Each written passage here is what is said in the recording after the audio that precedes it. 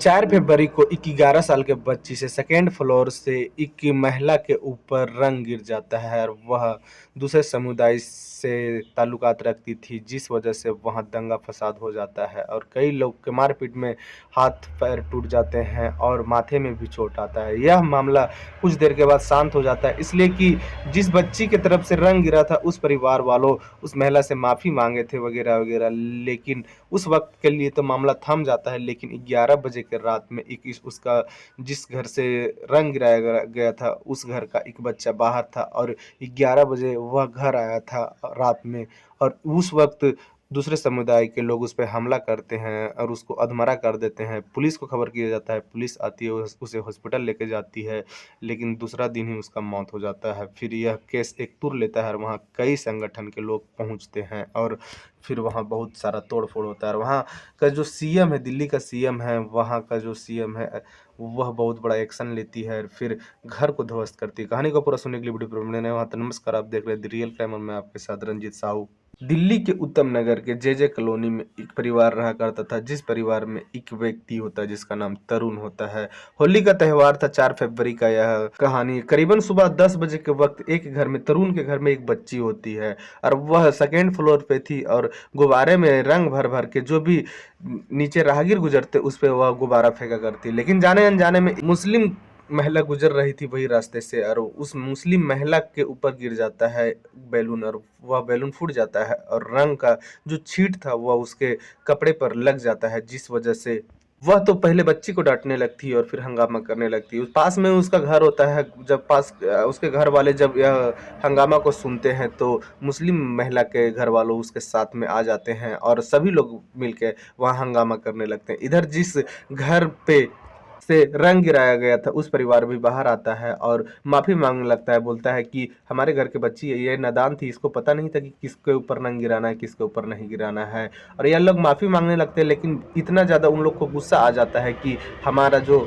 महिला के ऊपर रंग गिरा है यह रंग गिराने वाले को नहीं बख्शा जाएगा, उसके साथ रेप करेंगे वगैरह वगैरह। बस दोनों तरफ से बहसा बहसी होता है और झड़प चालू हो जाता है। इसमें जो जिस बच्ची के घर से रंग गिरा था उस बच्ची के घर से एक ताऊ का हाथ तोड़ दिया जाता है और सर में भी मारा जाता है और कई लोग के मारपीट में घायल होते हैं। उसके बाद होता क्या है कि ये जो जिस बच्ची के घर से रंग गिरा था उस घर के परिवार वाले सोचते हैं कि अगर इस मामला को खत्म करना है तो एक पक्ष को शांत होना होगा, और ये पक्ष जो है वह अपना घर चले जाते हैं, अपना घर को दरवाजा अंदर से बंद कर लेते हैं। उसके बाद ये लोग तो बहुत टाइम तक चिल्लाते हैं, शोर हंगामा करते हैं, उसके बाद ये लोग भी अपना घर चले जाते हैं। और जो भी उस बच्ची के घर वाले थे वह अपने घर में ही जो 10 बजे से पैक होते हैं वह शाम तक पैक रहते हैं। लेकिन यही घर का एक लड़का होता है जिसका नाम तरुण होता है। तरुण के कुछ दोस्त फोन करते हैं और बुलाते हैं होली खेलने के लिए, और तरुण शाम के वक्त अपना घर से निकलता है और अपने दोस्त के साथ होली खेलने के लिए चला जाता है और वह अपने आराम से दोस्त के साथ होली खेल रहा था। लेकिन करीबन 11 बजे के वक्त तरुण अपना घर लौटने ही वाला होता है और घर लौटता ही है।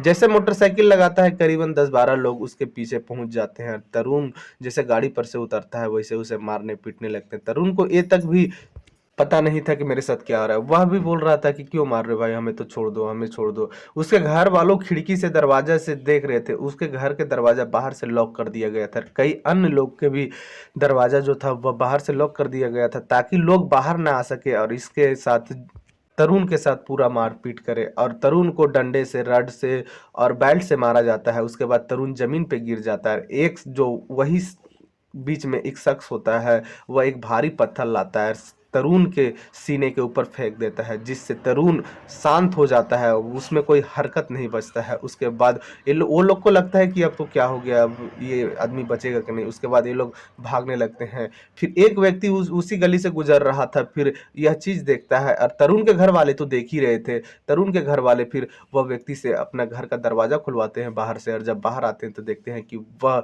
बेहोशी के हालत में है। पुलिस को खबर किया जाता है, पुलिस आती है और तरुण को हॉस्पिटल लेके जाती है और तरुण के घर के अन्य सदस्य को भी हॉस्पिटल लेके जाती है।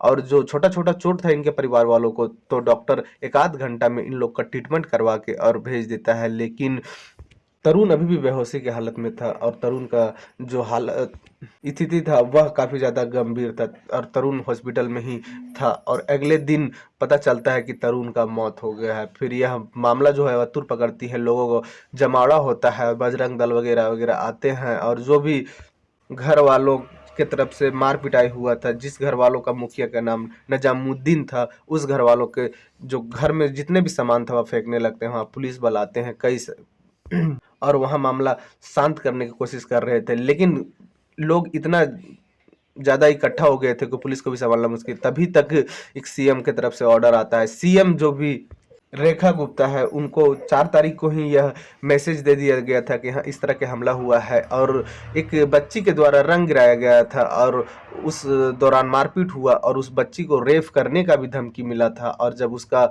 एक घर का लड़का जिसका नाम तरुण होता है, वह 11 बजे होली खेल के घर लौटता है तो उसके साथ इतना मारपीट करते हैं कि उसका अगला दिन हॉस्पिटल में ही मौत हो जाता है।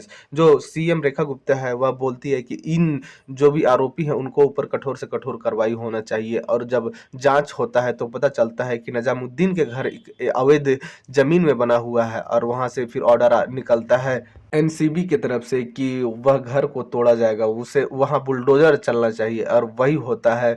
उस घर तक जेसीबी नहीं पहुंच पा रहा था, पहले मजदूर को बुलाया जाता है और हथौड़े की मदद से छज्जा वगैरह तोड़ा जाता है। उसके बाद वहां बुलडोजर आती है और बुलडोजर से उसका घर ध्वस्त किया गया। उसके बाद कुछ लोगों का गुस्सा शांत हुआ और यह जो इस बीच में करीबन 7 लोग को गिरफ्तार किया गया है, लेकिन ये जो तरुण के घर वालों हैं उनको कहना है कि इसमें 20 लोग इन्वॉल्व हैं और जो लोग नहीं पकड़े गए हैं उन लोग को साथ इनकाउंटर किया जाए, उन लोग को जल्द से जल्द पकड़ा जाए और इस मामले में जो जो आरोपी हैं उनको सजा दिया जाए। लेकिन सीएम रेखा गुप्ता की तरफ से कहना है कि इस में किसी को नहीं बख्शा जाएगा। और एक चीज और बता दें कि जो नजामुद्दीन के घर जिस महिला के ऊपर रंग गिरा था, वो लोग अवैध तरह से एक मशीन बैठा रखे थे अपने घर में और कॉमर्शियल काम कर रहे थे और उन लोग का काम था कि कपड़े में रंग डालना, यानी कि उन लोग का काम ही था रंग का। ये कोई भी कपड़ा का कलर बदलना होता तो ये लोग अपना घर में ही कलर बदल के उसके बाद उसको मार्केट में बेचते, लेकिन हर दिन ये लोग रंग के काम किया करते थे। और एक दिन होली के त्यौहार में किसी बच्ची के द्वारा उस महिला के ऊपर रंग गिर गया तो इतना बड़ा बवाल खड़ा करने का जरूरत ही क्या था। लेकिन वह महिला ही पूरा यह जड़ का फसाद है और उस महिला को भी ढूंढा जा रहा है, पकड़ने का कोशिश किया जा रहा है, उसको भी पकड़ा जाएगा। उसके बाद इन लोग के ऊपर कठोर कार्रवाई होगी, इसलिए कि तरुण के घर वालों और नजामुद्दीन के घर वालों से थोड़ा बहुत झड़प होता रहता था, कचरा फेंकने को लेकर, पार्किंग को लेकर।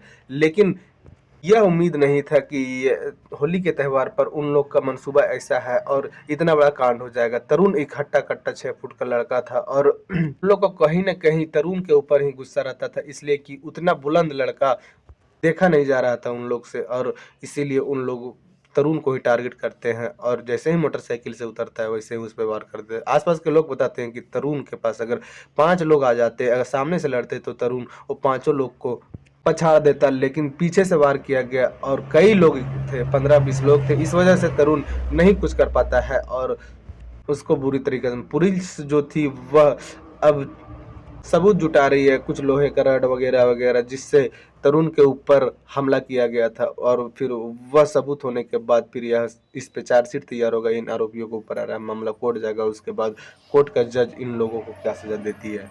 अभी तक इतना ही। जय हिंद, जय भारत।